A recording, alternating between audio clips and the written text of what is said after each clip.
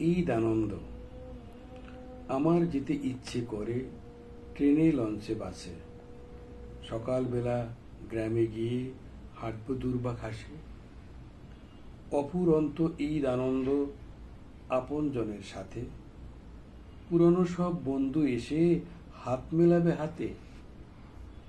ঘরে ঘরে নিমন্ত্রণ আর পায়েস পোলার ঘ্রাণ।